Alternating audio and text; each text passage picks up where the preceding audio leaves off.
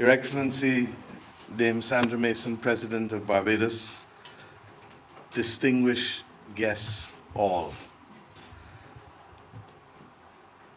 It is not often that I would choose to speak early on a morning after an event such as Tipsy. But the fact that I am here tells you that I want to be here. And the fact that I am here tells you that I believe that the conversations that you will have this week will be among some of the most important conversations for this, our region. We have endured the last few years, and we have been resilient already. The sad part of it is that we will continue to have to be resilient because the world is going through a period of time that will give us many joys, but will also give us many challenges.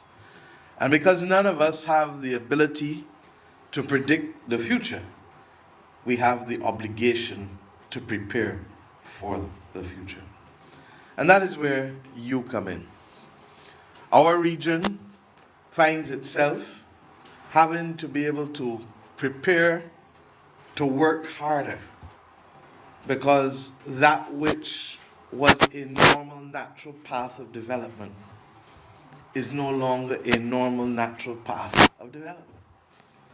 There were times when we believed, and it certainly worked, that the services sector would take us out of the awful vortex into which centuries of development by the North Atlantic countries had placed us. That we would be the providers of raw materials, that we would ensure that the extractive industries would provide the benefits outside of this region, and that we would be the recipients of what dripped down to us. We understood in the post-independence era the benefit of services, primarily of which tourism would be that which would bring a meaningful difference to our quality of life. But there were other services that would supplement what we were offering. And then, of course, that which was only known by our great-grandparents happened. And all of a sudden, movement was restricted. And all of a sudden, a reality check was forced upon us, because history is replete with examples of pandemics.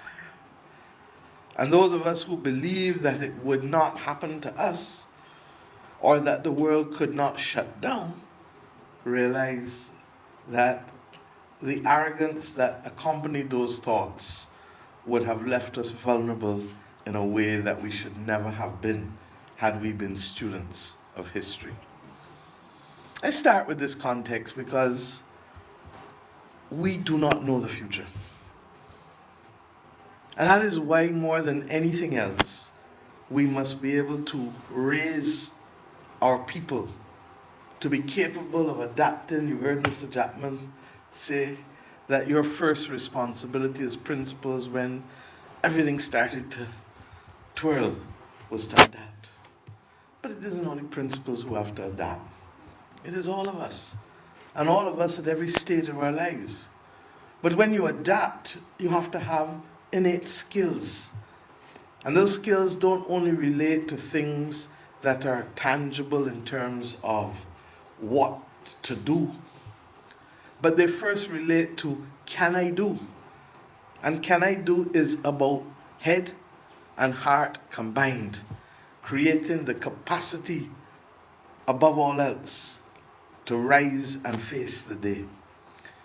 And we've learned more and more, especially with the rising incidence of mental health issues in our societies, that capacity to rise and do is perhaps the most important shaping that we can provide for our young people. If you do not know how to face each day, and if you do not know how to rise above the challenges that may present itself daily. Be those challenges the taunting and bullying of others, be those challenges a sense of low self-esteem because somebody else tell you you must look X way and you must do your hair Y way and you must walk Z way. How do we prepare our children to face each and every day, first as children and then as adults? We know that we've always had to prepare them to understand that the process of maturation includes choices and consequences. But the world in which they live is so different now. And so many other things are coming into their space that ability to be discerning, regrettably, can't wait until adulthood, can't even wait until being a teenager. The capacity to be discerning because of what you're giving them access to needs to start from as early as possible. And I say these things because in the course of our commitment to reimagine education, education can't be reimagined as if it was a singular tool. In preparing ourselves for this major journey, our country has had to do much reflection. Our cabinet has had to do much reflection. Our Ministry of Education and other social sectors have had to do it. Because we continue to labor under the design of a 1940s British education system here in the Caribbean that for the most part is as close to every aspect of it as to when it was originally designed. But yet, the world in which we live has changed in terms of values and changed in terms of tools of engagement and communication, has changed in terms of ability to move. In the 1940s, when this system was designed, you wanted to get to the United Kingdom, most people, they had to go how? On a boat. They wanted to be able to communicate, they had to do telex. Not even fax. That came when I was a teenager. And now that is as irrelevant as the telex. The Ministry of Foreign Affairs, when I first came to office, had something called a cipher officer. If I ask young people or even young teachers what a cipher officer is, most people will ask me, what are you talking about? But yet those skills and those tools informed a civilization for long periods of time. And yet those things which were discovered in my childhood are no longer even present in Renisha's childhood. Have you ever seen a VCR machine, my dear? Do you know what a VCR machine is? And yet the VCR machine was only around when I became a late teenager, 15, 16, 17 in people's houses and my friends' houses. There was something called a mini disc. If I ask my press secretary what a mini disc is, he don't know. He think I'm talking gibberish. And a mini disc was a modern invention when I was at university. It's not there. So I don't think I need to say anymore to prove to us that the pace of change is at such a speed that sometimes you wonder if the human brain can appropriately adapt and the systems which we have can appropriately adapt to allow us to move. I start with this context because we then begin to understand that, and I hope that Mr. Jackman will show you a video that all of them who attended training in the last, 2 weeks, were able to see. I intend to show my cabinet the video. I'd hoped to have done it on last Thursday, but because we had the tribute for Sir Lloyd, our former Prime Minister in Parliament, we couldn't do it, but it will be done this Thursday. And why?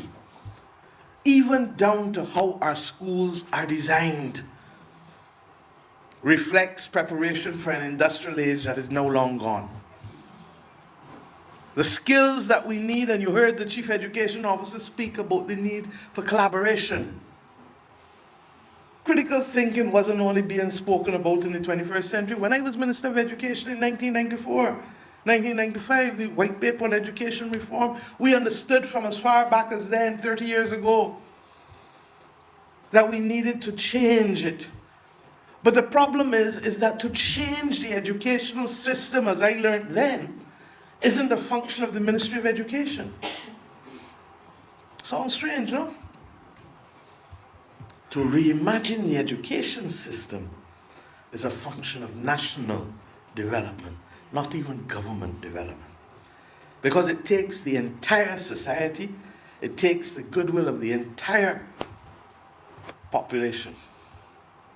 Not each and every one, because you will never get unanimity, but the majority, to say that we are now ready to do the heavy lifting, because we see that what we are doing may work for some, but not for sufficient, not for enough of our people. And we cannot, in the context of a post-independence Caribbean that wants to see people, feel people, and hear people, be satisfied that we are prepared to leave some on the side of the road as if they belong to another species, as if they do not deserve the dignity that is associated with being human. And we have come to this point as a nation, as a new republic, to say that our duties do not only associate with growth or with an elite. Growth only means something that is inclusive growth. Elitism helps us to stretch for the stars. But if you stretch for the stars and you have no foundation, what do you have? So as we encourage an elite class to be better and best, you have to bring the rest of the society with you. If not, there is no foundation upon which the society can evolve. And we learned this, thank you, in COVID. Jobs that people would look down on became the essential glue that allowed us to function and to see the next day, the next week, the next month, the next year. From collecting garbage, because public sanitation is critical to our health,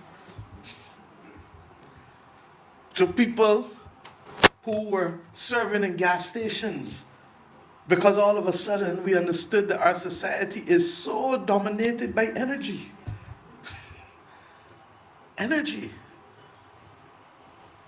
To people cleaning, because all of the things that would cause us to become sick would be there if we didn't clean. From the doctor's offices, to the transport systems, to the supermarkets, to any area in which there would be large numbers of people, particularly in a rapid pace of movement. I have asked us to reflect on these things, because when COVID was finished, you would say, well, the threat was gone. But was it? What has been happening in the Caribbean with gunplay shows that the ante has gone up. And I don't mean ante as in Auntie Mia. The stakes have gone up. Before, fellas would get in a quarrel, a fight, and they thought it was bad. They'd go for a big rock, or they would go for, as we would call it, a 2x3. They might even go for a machete if they were really bad. But their impact would be limited, because the tool which they were using was not capable of mass destruction. The tool which they were using might get 2, 3, or 4 people, but couldn't come in here and spray all of us down one time. But the technology has now made it possible for tools not only to achieve good, but to achieve bad. Real bad, enough bad. And because we are an open region, from the north predominantly and sometimes from the south, these tools have found themselves in our society. When I was a young lawyer in the 1990s, late 1980s, and I'm sure that the president who served as a distinguished magistrate would tell you, we had people dealing with pipe guns. They were making their own single shot pipe guns. And all of a sudden now, we have people having access to weapons that can bring carnage. Now, weapons of mass destruction need tools of mass empowerment to counter them. And what is the mass empowerment needed to counter the guns? In the words of Nelson Mandela, education is the most important tool. We know it instinctively. Mr. Chapman spoke about its capacity for social empowerment. And that's critical in a society where slavery and indentured servitude have been the hallmark of our postmodern existence from the 17th century. For the majority of our time, we have been in our space as a democratic nation and as an independent nation for less than a century. But yet postmodern settlement is about 400 years for most of us. So what are we going to do? Are we going to continue to take an industrial education system driven to push people through like cattle for the most part? And I don't mean to be offensive with the analogy, but it is almost herding people through the system. And the top 30 or 40%, the top 3 or 4 out of every class come. And then it gets worse because we put them all in one place. So instead of it being 3 or 4 out of every 10, it's 10 out of 10 in one school and 10 out of 10 in another school. And then the other schools are 10 out of 10 too, but for different reasons. This song sensible to you? This song sensible to people who have the responsibility for crafting their own future and perpetuating their own civilization? But if it doesn't sound suitable, if it doesn't sound appropriate, then what are we going to do about it? How are you going to reimagine? How are you going to retool? And how are you going to walk and chew? Because the truth is that because education affects so many, our capacity to prepare for reform doesn't happen like that, as my people know in the Ministry of Education. And it can't just be about the Ministry of Education. But at the same time, whether we like it or not, Renisha and her colleagues still have to go through school and leave it this year and next year. So what are you going to do? I am happy that I asked my Ministry of Education and the Chief Education Officer, when we started effectively for the first time this year, school again in person, to do a stock taking. Because it is clear to me that there's going to have to be a parallel action for many of the kids who are leaving school this year, next year, and the year after, to reinforce and to supplement that which they did not get in the last 3 years. And that's great, because adult education and the capacity to continuously learn must always be a feature of our systems. The problem is that education is not just about learning the knowledge. It's about preparing the mind. It's about the values. It's about learning to work and live with each other. And those are going to be the challenges that are going to have to be addressed in our society, not through education in the formal sense, even formal adult education. But it's going to have to be addressed through our clubs, our sporting clubs, our cultural clubs, our communities, clubs and organizations, and that's why our government has committed to put $1 million particularly to get our sporting clubs, because if you think others suffered during COVID, anything that was vaguely social or cultural got licked up completely. So you have to stabilize them, because they're critical institutions, not just for the promotion of cricket or the promotion of netball or the promotion of dance or drumming, but that's where people learn to socialize. That's where people learn that you can do your best, but if you're a part of a team and you're a prima donna, your team ain't going nowhere. And therefore you have to learn to work with each other. That's where a lot of the skills that they would have picked up in school, in those 3 years of periodic education, sporadic education,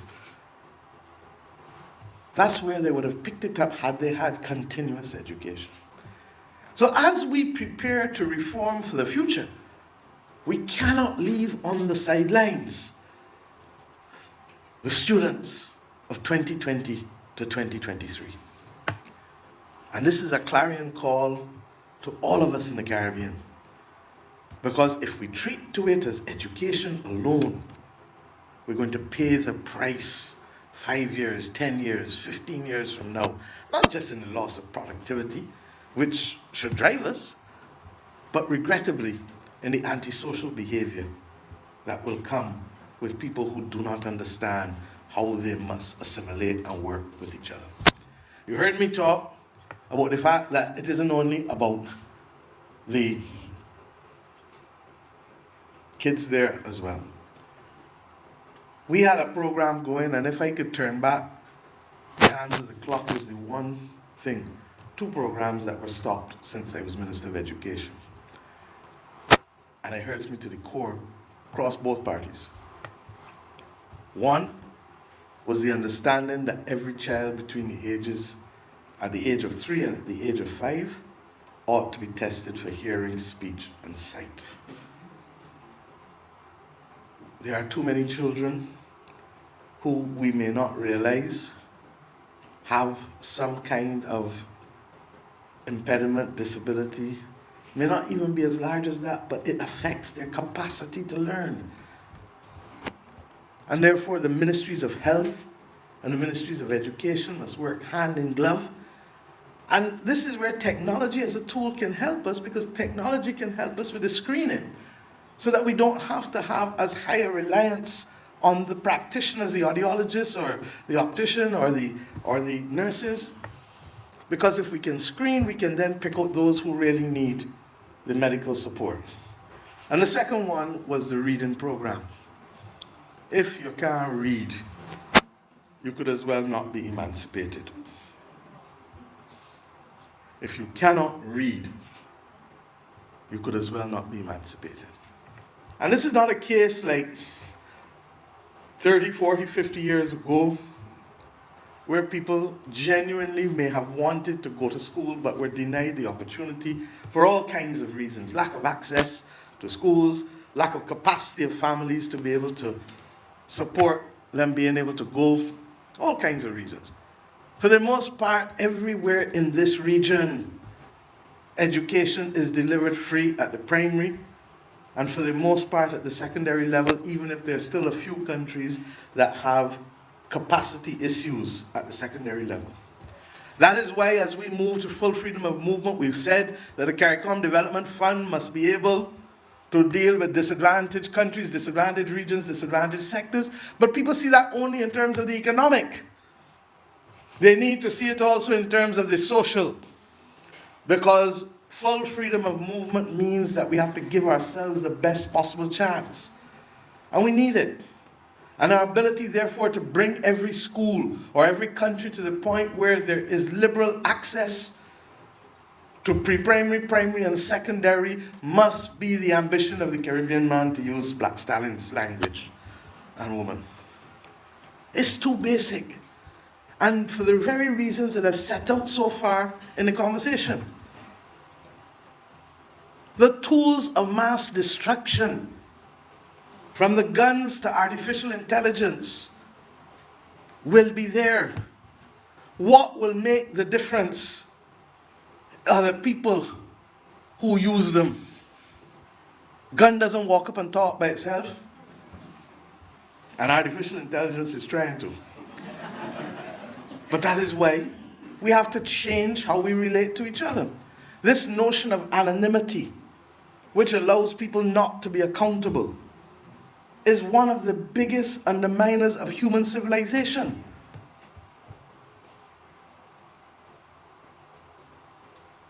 We were told when we were young, too far east is what? West. Our constitutions speak about balance, rights and responsibilities. Our charter certainly does. If we don't have balance and teach the capacity to be discerning, to be compassionate, we know all of it, to be honest, to be fair, to be accountable. We know them. And those now will be the most important skills, because knowledge can be achieved anywhere. We have to teach those values, and we have to teach how to. The process. Because if we don't know how to use knowledge, if we don't know how to do the algebra and how to do the simple basic things of subtract, multiply, add, divide, how to treat syllables, how to. But the how to goes beyond formal education. It needs to go into the non-formal education system too.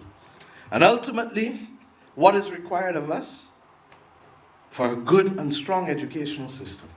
We must have good, strong principals who can lead and who can inspire. We must have good, strong teachers who can teach and who can inspire. We must have a curriculum that is relevant, that reinforces the values as well as the capacity of how to, because knowledge is there. You know, when I first became a lawyer, my father told me, he says, young lady, you will find out that it is not yours to know the law in your head, but it is yours to know how to find the law and how to use it. Because the law changes all the time, and the law is there, and the books are there reflecting the laws. But it's how to, how to use it, how to apply it. And we need to be able to do that. We need schools that reflect good infrastructure. It must not only be rich people children that know what it is to have a wonderful garden in the middle of a school. But who has been responsible for doing more gardening than ordinary people? It must not only be schools that are well endowed, that are clean. And this notion of World Bank schools, God bless the World Bank over the years, but schools that are dark, they're dreary, dismal, and damp. That from the teachers back to the students don't feel a sense of what? When walking it. And our government has determined that all of the schools must receive facelifts over the next few years. And the first thing we did at the end of the last financial year, when we got a little extra that we didn't expect, was where we sent it, Chief? Sent it to education, $15 million to start the process, and we will keep building on that. I've asked the Ministry of Education to start a program with their communities, because not everything is capable of being necessarily paid for, but everything needs to be nurtured. And there are people who are looking for exercise, and there are people who are looking to keep their heads active and alive. And all of a sudden we then can have community greening, or green community committees. So that every school, primary and secondary, can have a few people from the community and parents who, along with the teachers and principals or students who are inclined in that way, because not everybody is, will treat to it as a passion. And then my role as Prime Minister is to make sure that we see you, hear you, and feel you, and give you some prizes when independence comes. So that people understand effort, sacrifice, reward. But in so doing, our children get to understand beauty, get to understand the reinforcement of cleanliness and public sanitation. These are things that don't cost us a lot, but we can do much with them to change the outlook. How many times have we seen new dance groups and drumming groups in communities formed, folk groups? Our culture can't be only about Bronx and Kingston, all due respect to the Jamaicans. It has also to be about other elements of our culture that can equally be modernized, like the tuck band, like the landship. The rest of you can tell your colleagues about the landship and tuck band later in the conference for me. But if you have a landship movement that is dressed, Renisha, more like how you accustomed seeing people dress in today's world, it's likely to be more attractive to our young people. When I was Minister of Education, the landship was dying, and I put the program, the checks program, in place to make sure that people would know how to play the kettle drum, how to do the flute, how to do all of the things, the stilt walk, and all of the things that have been passed down, that if we don't continue to pass down, we will read it in a book and don't know nothing about it. Forgive me if I've taken the time this morning. But on top of those four things, strong teachers, strong principals, relevant curriculum, good infrastructure, what's the one thing that's missing that I ain't talked about yet? Good parenting. It is a partnership. And the good parenting may have to be reinforced through public service announcements and adult education programming at the community level. Because before, more often than not, when a person had a baby, the rest of the family was there to support it. Because our modalities of housing have changed, and they're no longer necessarily, some still, but not all, village-centric, community-centric. It means that you have to find other ways of being able to pass on that knowledge to young parents in particular. And if we can do all of these things, and if we can treat to education reform, retooling, reimagining, not as the effort of principals, not as the effort of a Ministry of Education, not as the effort of teachers alone, not as the effort even of parents of existing school children alone, but as a national effort, then we can start to turn the long-term development of this Caribbean region, which has already punched above its weight. But can you imagine if we do all of this now, how we would be creating global citizens with Caribbean roots? Our aim in Barbados is to create global citizens with Bajan roots. Because whether we like it or not, our children are engaging globally. And if we don't give them the tools to protect themselves and to enhance what they can do and what they can offer, they will become the unintended victims of somebody else's agenda. And it would be so ironic that the very time when a region that has become independent is charged with shaping its own destiny, it has left its most natural and vulnerable resource to the vagaries of the international winds. I ask us today to recognize that you who are responsible for leadership at schools are perhaps one of the most important set of people in this battle for development and in this cry for resilience. I don't need to tell you that there are things that we're going to have to face at a national level that go beyond anything that we've done before. Our rainfall this year, for the first 5 months of the year, was half of what it would normally for the average of the last 30 years. I don't need to tell you what's happening with the temperatures. And even us in the Caribbean are faring much better with the temperatures than Europe, North America, and China. But we come to this battle with different problems. Because in 24 to 48 hours, some of us may not have houses. And that's living on the edge. And we have to adapt and change from roofs to reefs, as we say here in Barbados. And stop believing that anything can happen.